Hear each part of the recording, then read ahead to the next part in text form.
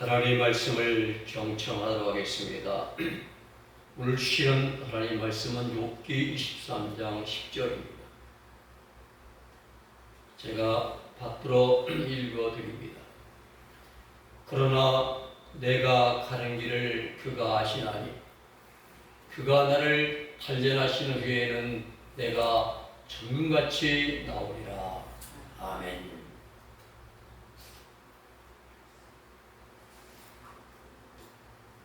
우리가 삶을 살아가는 세상에는 우연이란 없습니다. 모든 일은 다 필연입니다. 그런데 사람들은 우연이라는 말을 즐겨 사용합니다. 오늘 운이 좋았다느니, 전혀 예상하지 못했는데 핑계를 냈다느니,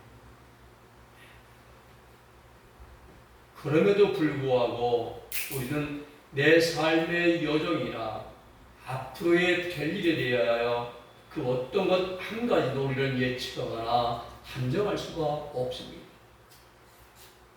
우선 우리가 세상에 태어나는 것 한 가지만 생각을 해보아도 내가 스스로 원해서 세상에 태어난 것이 아닙니다. 내가 남자로, 내가 여자로 출생한 것도 내가 결정한 일이 아닙니다. 죽음도 마찬가지입니다. 내가 언제 죽어야지, 내가 몇 살까지 살다 가야지 내 자신이 결정할 수가 없습니다. 왜 그런가? 내 삶의, 내 인생의 주인이 내가 아니라 하나님이시기 때문입니다. 그러기에 세상의 내 인생의 주인은 나라고 말하는 자들이 참 어리석은 자들이죠. 욥은 아브라함과 동시대의 사람입니다. 욥은 동방의 의인이라고 하나님께 인정을 받은 사람입니다. 자녀도 10남매를 두었지 얼마나 행복합니까? 다복하지요. 복된 삶을 살았습니다. 소유물도 풍족해서 소떼, 양떼, 아니면 낙타 등 모든 것이 부정함이 없이 풍족했습니다. 그런데 어느 날 욥에게 말로서는 다 표현할 수 없는 고난이 닥쳐왔습니다. 행복하게 잘 살던 자녀들은 한 달 안시에 대풍으로 집이 무너져 죽임을 당했습니다. 한 명만 죽어도 그 가슴에 묻고 평생을 마음 아파하는데 10남매가 한꺼번에 한날에 한시에 다 죽었습니다. 그 많은 소유물도 불에 타고 빼앗기고 약탈당하고 다 없어졌습니다. 종들도 죽고 그리고 다 떠나갔습니다. 설상가상으로 발바닥에서부터 종소리까지 종기가 나서 너무 가려워서 제가 온데 앉아 박박 이제 긁고 있습니다. 그러한 남편 욥을 향하여 아내는 하나님을 저주하고 죽으라고 악담을 하고 그리고 집을 나가버렸습니다. 욥의 친구들이 그 소식을 듣고 그 고난의 비밀을 풀어보려고 시도를 했지만 허사였습니다. 정직하게 신실하게 잘 살아가던 하나님께 인정받은 욥에게 왜 이러한 고난이 닥쳐왔는가? 욥의 세 친구 대만 사람 엘리바스, 수아 사람 빌닷, 나아마 사람 소발이 찾아와서 욥을 위로해주고 이 문제를 풀어보려고 했지만 결국에는 실패하고 맙니다. 왜 실패했는가? 인생의 답은 오직 하나님께만 있기 때문인 것입니다. 그렇습니다. 우리 인생의 성공과 실패 우리는 예측할 수가 없습니다. 내일 일을 모릅니다. 잠깐 후의 일도 우리는 모릅니다. 오직 우리를 키우시고 우리를 이끌어 가시는 하나님만이 알고 계십니다. 오늘 사랑 여러분, 하나님은 우리에게 복을 주시는 분이십니다. 오늘 아침 우리 은혜교회 모든 성도들은 욥의 고난을 통하여 고난도 하나님의 복임을 깨닫게 되는 귀한 시간이 될 수 있기를 주의 이름으로 축원해 드립니다. 오늘 우리 인생 첫째는 하나님만이 알고 계십니다. 세상 사람들 가운데 자기 자신이 가는 길을 아는 자는 아무도 없습니다. 욥은 말합니다. 나의 가는 길을 오직 그가 아시나니. 오늘 본문 10절이죠. 오직 나의 가는 길을 오직 그가 아신다는 것이죠. 사람은 자신의 운명을 알지 못합니다. 내일도 모르고 잠시 잠깐 일도 모르고 우리가 종종 급발진 사고를 보잖아요. 지난번에 서울시청역 앞에서 어떤 9명의 사람들을 먼저 발생했던 급발진 사건 보면은 그날 그런 사고가 날 줄 알았으면 그 운전대를 안 잡았을 겁니다. 또 사망한 자들도 그날 그 시간자리가 그대로 서 있다가 죽임 당할 걸 알았다면 그 시간에 거기에 가지 않았을 것입니다. 그렇습니다. 우리는 모릅니다. 그러나 하나님은 완벽하게 다 알고 계십니다. 그러면 어떻게 다 알고 계시느냐 이거죠. 어떻게? 그 이유는 우리 하나님은 영원 속에서 우리를 보고 계시기 때문입니다. 우리는 물질에서 보고 있어야 우리 앞만 보이잖아요. 보는 것도 한계가 있어요. 눈앞에 보이는 것만 바라보고 판단하고 분별할 수가 있습니다. 어제 일 우리는 눈에 안 보입니다. 내일 일도 우리는 안 보여 알 수가 없습니다. 그러나 우리 하나님은 영원 속에서 우리 나를 보고 계시기 때문에 어제 일도 50년의 일도 50년의 일도 아니 100년 전의 일도 아니 앞으로의 30년 후의 일도 지금 현재 상황처럼 다 한눈에 보고 계십니다. 영원한 시간이 흐름이 없습니다. 그러게 과거도 현재도 미래도 다 한눈에 볼 수 있습니다. 이것이 칼빈이 말하는 하나님의 예지. 예지란 말은 사물의 이치를 꿰뚫어보는 지혜란 그런 뜻입니다. 이러한 사실을 잘 알고 있었던 다윗은 시편 139편에 1절로 4절에서 이렇게 고백합니다. 주께서 나의 앉고 일어섬을 아시고 멀리서 나의 생각을 통촉하시오며 나의 모든 길과 내가 눕는 길을 아지에 살펴보셨으므로 나의 모든 행위를 익히 아시오니 여호와여 내 혀의 말을 알지 못하시는 것이 하나도 없으십니다. 우리가 언제 앉고 일어섰는가? 우리의 생각이 무엇인가? 지금 우리가 어떤 일을 하고 있는가? 내가 어디로 누웠는가? 아니면 나의 모든 행위를 하나님은 익히 아신다 이 말입니다. 내가 무슨 말을 하는가? 혀의 말도 하나님은 다 알고 계십니다. 맞습니다. 하나님은 다 알고 계십니다. 이유는 하나님께서 내 인생의 전 과정을 설계하신 분이시기 때문입니다. 여러분, 하나님은 아무런 목적과 방향도 없이 우리 인간을 지으신 것이 아닙니다. 사람마다 창조하시고 지으시고 불러 구원해 주신 데는 목적이 있습니다. 아담과 하와는 생육하고 번성하여 땅에 충만하고 땅을 정복하고 모든 피조물들을 관리하고 다스리는 그러한 목적하에 하나님의 지으셨습니다. 아브라함을 하나님이 지원하시고 불내신 목적은 뭡니까? 믿음으로 구원받는 믿음의 초상을 삼으시려는 하나님의 깊은 뜻이 있습니다. 아브라함아, 넌 너의 고향 친척 아비집을 떠나서 내가 내게 보여줄 땅으로 가라. 너로 큰 민족을 이루고 또 복을 주어서 내 이름을 장대하게 할 것이다. 넌 복의 근원이 될 것이다 하면서 말씀하십니다. 믿음으로 구원받는 길. 또 우리 예수님의 베드로를 부르실 때도 목적이 있었습니다.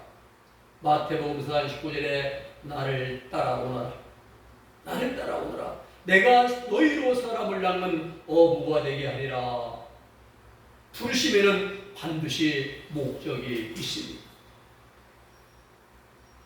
하나님은 우리 인생의 창조주이십니다. 우리는 사람에 대해서 잘 알지를 못합니다. 처음에는 그 사람이 참 좋게 보입니다. 훌륭해 보이고 진실해 보이고 참신해 보이고 정직해 보이는데 시간이 지날수록 그 사람의 짓는 목이 그렇지 않은 사람들이 참으로 많이 있습니다. 우리 사회에서 가장 대표로 모여있는 곳이죠. 그런 것이죠. 그러나 우리 하나님은 인생에 대해서 다 알고 계십니다. 하나님은 우리 인생의 설계자이십니다. 하나님은 나를 지으실 때에 하나님의 목적을 가지고 우리를 창조하셨습니다. 그래서 세상에서 내게 사명 주시고 내가 할 일이잖아요. 그 길을 걸어가도록 인도하시고 이끌어가십니다. 세상에 태어난 사람들은 다 사명이 있습니다. 사명 없는 데는 없어요. 유신 당시에 눈먼 소경 디메오의 아들 바디메오도 사명이 있습니다. 뭡니까? 두 눈이 떠짐으로 하나님의 영광을 드러내는 그러한 사명이잖아요. 우리 인생의 발걸음을 정하시는 분은 우리 하나님이십니다. 시편 37편 23절의 말씀 보면은 여호와께서 사람의 걸음을 정하시고 그의 길을 기뻐하신다고 말씀하십니다. 우리는 모릅니다. 그러나 하나님은 다 알고 계십니다. 중요한 것은 내가 비록 내 길을 모른다 할지라도 결국에는 하나님께서 정해놓으신 길을 걸어가게 된다는 사실입니다. 두 번째, 하나님의 계획은 나를 연단하십니다. 연단하셔요. 그러나 내가 가는 길을 그가 아시나니 그가 나를 단련하신 후에는 오늘 본문 중반이다. 이스라엘들이 모세의 인도로 출애굽을 한 다음에 걸어간 곳이 어디입니까? 광야입니다. 몇 년 동안입니까? 40년 동안입니다. 그러면 광야가 어떤 곳입니까? 훈련받는 곳입니다. 무슨 훈련 받았습니까? 전제 훈련 아니잖아요. 가나안 땅에 들어갈 훈련을 받았습니다. 그 40년 훈련의 그 과목은 겸손과 순종이었습니다.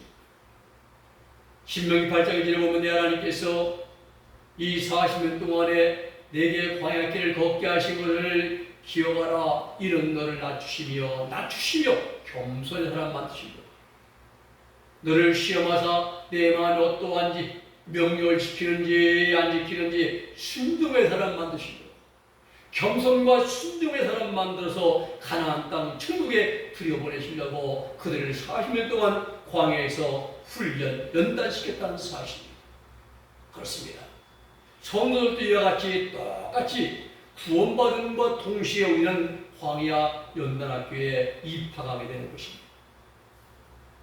그 훈련받는 장소가 광야입니다. 영적인 광야, 즉 세상이라 이 말입니다. 우리가 삶을 살아가는 이 세상은 영원히 살 곳이 아닙니다. 많이 살아 100년, 80년, 90년 다 내려놓고 우리는 떠나야 됩니다. 어디로? 우리의 본향으로. 이 세상은 그러므로 하나님 말씀을 순종하는 훈련 받아서 천국 들어갈 수 있는 영적인 몸을 만드는 곳이 바로 세상이라는 사실이죠. 여러분, 우리는 우리의 모든 삶은 하나님의 정해놓으신 훈련 과정입니다.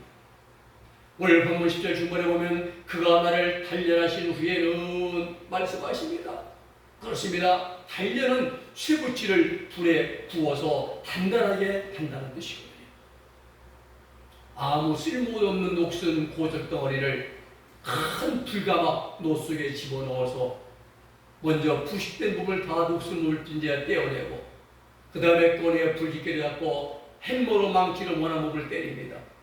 울퉁불퉁한 부분이 얻어맞으면서 반대쪽에 바르게 펴집니다. 그 다음에 농사일에 필요한 농기구로 만들어서 집에 두고 사용합니다. 가장 중요한 부분이 뭡니까? 불 속에 들어가고 망치로 얻어맞는 단련의 과정이라는 사실. 즉 연단입니다. 그렇습니다. 하나님은 우리를 연단이라는 틀 속에 집어넣으셔서 나를 만들어 가십니다. 나를 다듬어 가십니다. 나를 익혀 가십니다. 우리 마음의 행실을 거룩하게 만들어 가십니다. 단련이란 말하면 배 하나님은 이것은 검사하다, 시험하다, 그리고 입증하다는 뜻을 하고 있어요. 단련. 하나님은 우리 구원받은 성도들을 하늘나라 천국에서 영생의 복을 누리게 하시려고 우리를 하나님 나라에 합당한 사람으로 단련하시고 만들어 가십니다. 훈련입니다. 연단입니다. 바로 단련입니다. 그 훈련받는 곳이 우리가 삶을 살아가는 이 세상이란 사실입니다. 하나님 훈련에 합격하기 위해서는 우리는 하나님의 뜻을 거스르게 만드는 육신의 정과 욕망을 순간순간 십자가에 못 박는 훈련을 잘 해나가야 됩니다. 세 번째는 결과는 정같이 나오게 됩니다. 오늘 본문 10절 말씀을 다시 한번 읽어드립니다. 그러나 내가 가는 길을 그가 아시나니 그가 나를 단련하시려면 내가 정같이 나오리라. 감사한 일은 하나님께서 주시는 모든 인생의 훈련은 가장 좋은 결과를 가져다 준다는 사실입니다.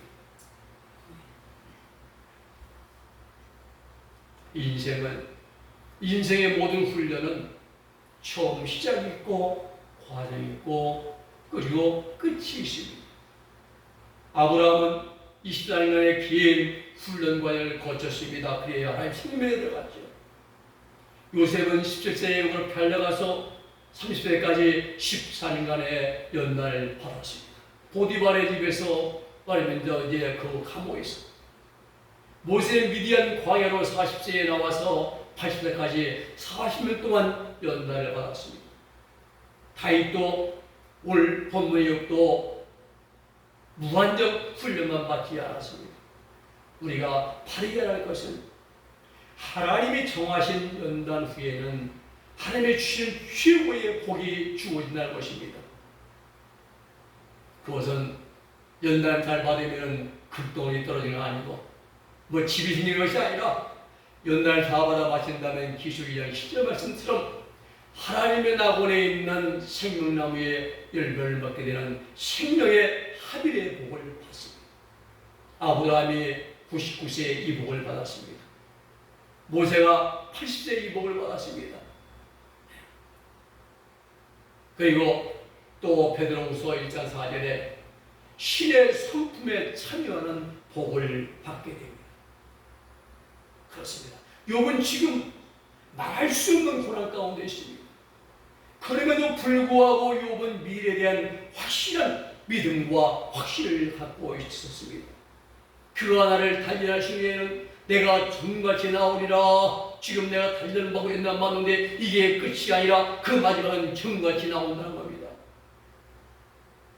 지금 자신의 모든 이 어려움과 연단이 환경이 하나님께서 이끌어 가시고 하나님께서 주관하고 계심을 욥은 잘 알고 있었습니다. 그렇습니다. 우리도 마찬가지입니다. 세상에서 힘들고 고달픈 삶을 살아가더라도 하나님의 인도하심과 성령님의 도우심 속에서 우리가 살아가기만 한다면 우리 삶의 결과는 최선의 열매를 맺게 될 것입니다. 많은 사람들이 잘 풀리고 잘 되면 성공한 줄로 알고 기뻐합니다. 그러다가 이리도 안 되고 또 문제가 생기면 어렵게 되면 낙담합니다. 그러나 하나님의 백성들은 그럴 필요가 없습니다. 답이 로마서 8장 28절에 있습니다. 우리가 알거니와 하나님을 사랑한 자 곧 그 뜻대로 부심을 입은 자들에게는 모든 것이 합력하여 선을 이룬다고 말씀했습니다. 이것이 우리를 향하신 하나님의 뜻입니다. 이레미야도 이레미야 3장 33절에서 주께서 인생으로 고생하게 하시며 근심하게 하심은 본심이 아니시라고 말씀합니다. 우리가 근심하고 걱정하고 고생하는 것은 하나님의 본심이 아니라시오. 시편 30편 5절에도 말씀합니다. 노염은 잠깐이요 은총은 평생이로다. 저녁에는 울음이 기수갈지라도 아침에는 기쁨이 오리로다라고 말씀합니다.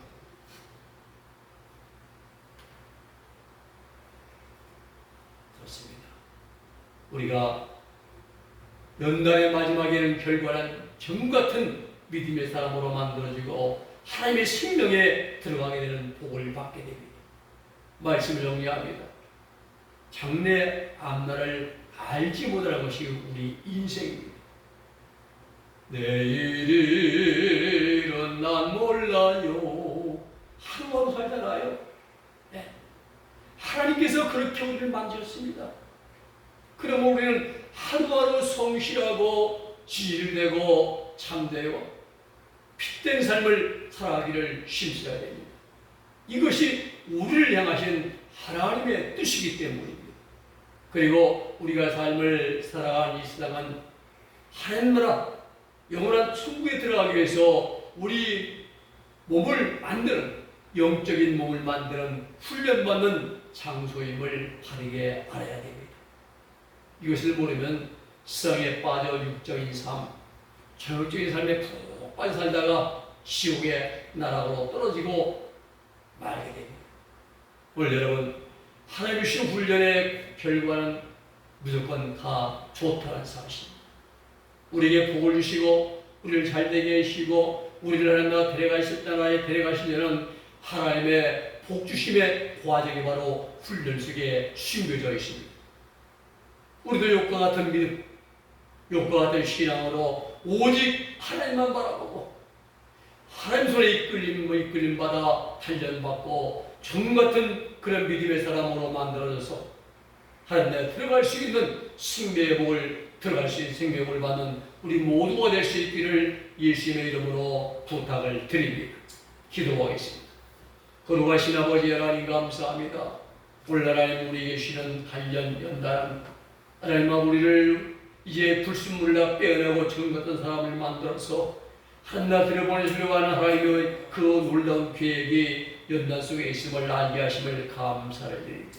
우리는 항상 하나님의 기쁜 뜻을 깨닫고 순간마다 분초마다 겸손과 순종으로 만들어져 하나님 들어가는 생명의 볼 받을 수 있는 우리 은혜에게 모든 성도들이 되게 하여 주시옵소서. 예수님의 이름으로 기도 올리옵나이다. 아멘.